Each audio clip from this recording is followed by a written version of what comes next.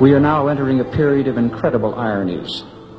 Let us cite but one of these ironies, which is yet in its subtle stages.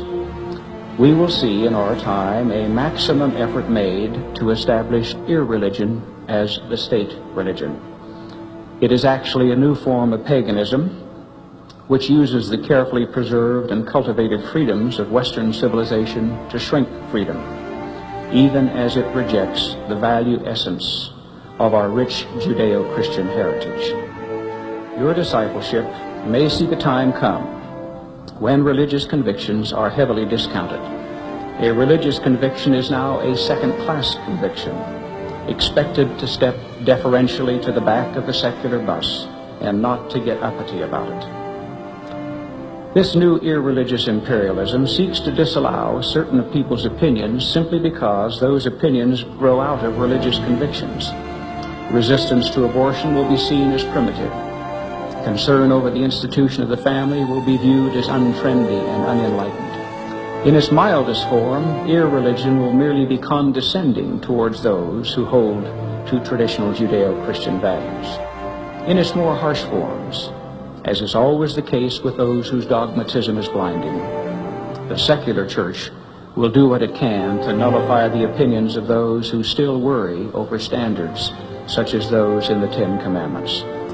If people, however, are not permitted to advocate, to assert, and to bring to bear in every legitimate way the opinions and views they hold which grow out of their religious convictions, what manner of men and women would we be anyway? Our founding fathers did not wish to have a state church established, nor to have a particular religion favored by government. They wanted religion to be free to make its own way. But neither did they intend to have irreligion made into a favored state church. Notice the terrible irony if this trend were to continue. When the secular church goes after its heretics, where are the sanctuaries? To what landfalls and Plymouth Rocks can future pilgrims go? If we let come into being a secular church, which is shorn of traditional and divine values, where shall we go for inspiration in the crises of tomorrow? Can we appeal to the rightness of a specific regulation to sustain us in our hours of need? Will we be able to seek shelter under a First Amendment, which by then may have been twisted to favor irreligion? Will we be able to rely for counterforce on value education in school systems which are increasingly secularized? And if our governments and schools were to fail us, would we be able to fall back upon the institution of the family when so many secular movements seek to shred it?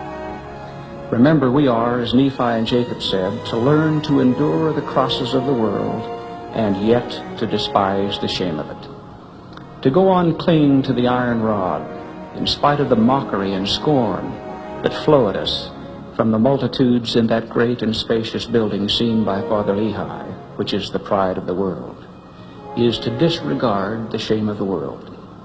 Parenthetically, why, really why, do the disbelievers who line that spacious building watch so intently what the believers are doing? Surely there must be other things for the scorners to do, unless deep within their seeming disinterests there is interest.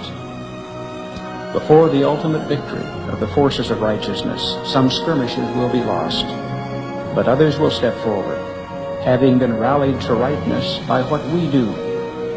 We will know the joy on occasion of having awakened a slumbering majority of the decent people of all races and creeds, a majority which was till then unconscious of itself.